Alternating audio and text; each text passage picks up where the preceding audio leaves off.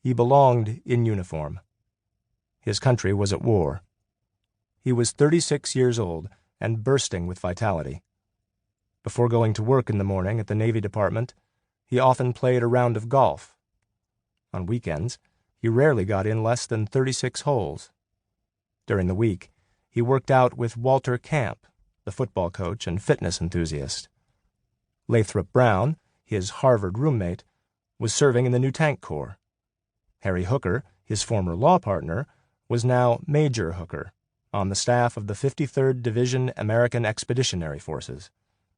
Another law partner and Harvard pal, Langdon Marvin, was driving an ambulance in France with the Red Cross. His 4 distant cousins, Archibald, Kermit, Theodore Jr., and Quentin, sons of Franklin's idol, former President Theodore Roosevelt, had all enlisted. The exploits of TR's boys filled the newspapers, arousing in Franklin competing emotions of pride and envy. Even his nearsighted brother-in-law, Hall Roosevelt, had volunteered. On the very day that war had been declared, April 6, 1917, the Roosevelt clan gathered at the home of TR's married daughter, Alice Roosevelt Longworth. There, the former commander-in-chief seized Franklin by the shoulders, fixed him with his myopic gaze, and pleaded with him to resign as Assistant Secretary of the Navy. "You must get into uniform at once," TR urged. "You must get in." Franklin was all too willing. Patriotism was the main reason, but politics intruded as well. In 1898, when America had gone to war against Spain over Cuba, TR had resigned from the very Navy post Franklin now held. He had formed his own regiment, the Rough Riders. He had worn the uniform, known war, and subsequently reached the political pinnacle. TR's trajectory was not lost on his ambitious young relative. Franklin's chief, Navy Secretary Josephus Daniels, easily detected the parallels. Theodore left the position of Assistant Secretary to become a Rough Rider, later Governor of New York and then President, and both had served in the legislature of New York, Daniels noted. Franklin actually thought fighting in the war was the necessary step toward reaching the White House. Franklin's mother, Sarah, had recently written her son, "The papers say buttons and pictures of you are being prepared to run for governor." But Franklin preferred to take TR's route. Military service first. Theodore Roosevelt, now 59, blind in one eye, partially deaf, his body racked by punishing expeditions into the disease-infested Brazilian jungle, was itching to answer his country's call again.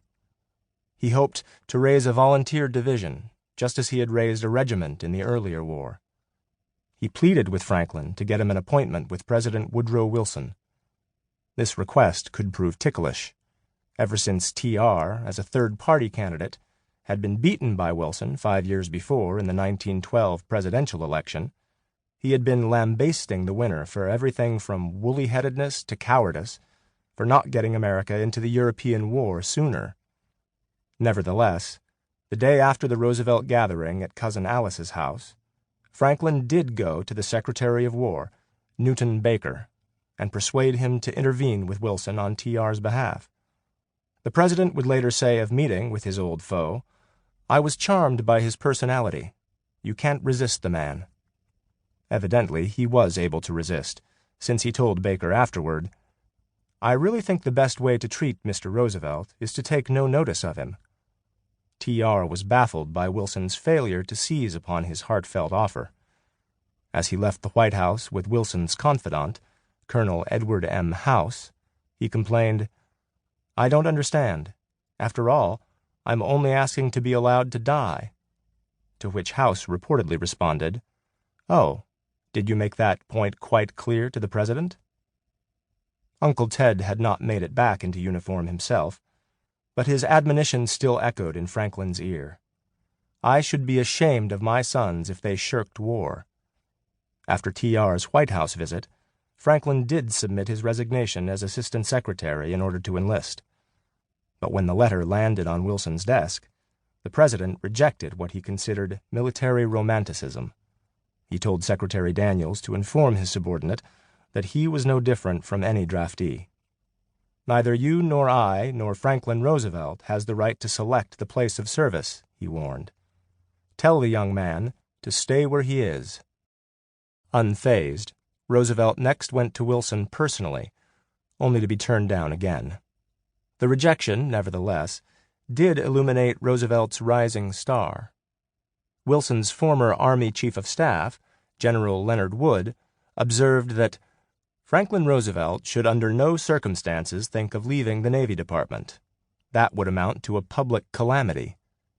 The real power in the U.S. Navy, Wood believed, was not Secretary Daniels, but his aggressive deputy. As the country entered its 15th month of the war, a still frustrated Franklin managed to wangle an assignment that lifted him, if not exactly to combatant status, at least to something more than a desk-bound civilian. He urged Secretary Daniels to allow him to go to Europe, to look into our naval administration in order to work more closely with the other services.